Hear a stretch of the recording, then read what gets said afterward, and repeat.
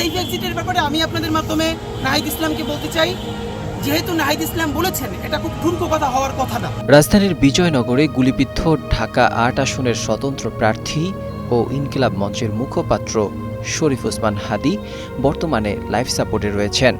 Dhaka medical college হাসপাতালের পরিচালক brigadier general Mohammad আসাদুজ্জামানের দফতর থেকে জানা গেছে, হাদীর অবস্থা এখন আশঙ্কাজনক।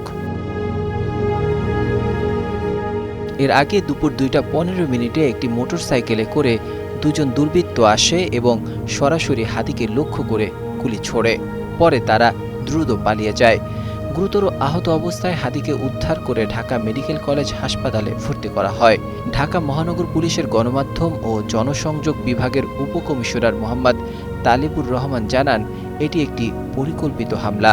নতুন এবং ফিরে আসা গ্রাহকদের জন্য নগদে চলছে ক্যাশব্যাক সহ প্রতিদিন হাজারো উপহার জেতার সুযোগ। হবে আশা আর ফেরা, সারপ্রাইজ সেরা।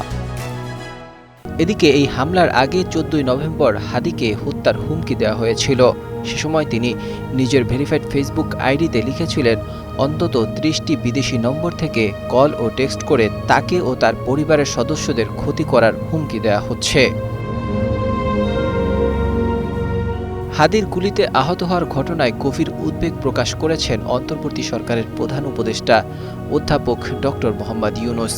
তিনি আইনশৃঙ্খলা রক্ষাকারী বাহিনীকে দ্রুত ও ব্যাপক তদন্ত চালিয়ে হামলায় জড়িতদের শনাক্ত করে আইনের আওতায় আনার নির্দেশ দিয়েছেন।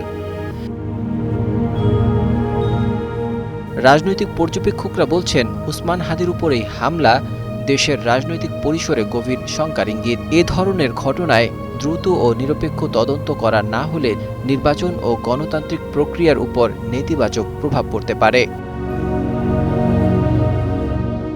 বর্তমানে আইসিইউতে লাইফ সাপোর্টে থাকা ওসমান হাদীর স্বাস্থ্য পরিস্থিতি নিয়ে চিকিৎসকরা গভীরভাবে পর্যবেক্ষণ করছেন। তার পরিবারের নিরাপত্তার পাশাপাশি আইনশৃঙ্খলা রক্ষাকারী বাহিনী ও শহরের বিভিন্ন এলাকায় বিশেষ নজরদারি জোরদার করেছে। Desk report, 21 television.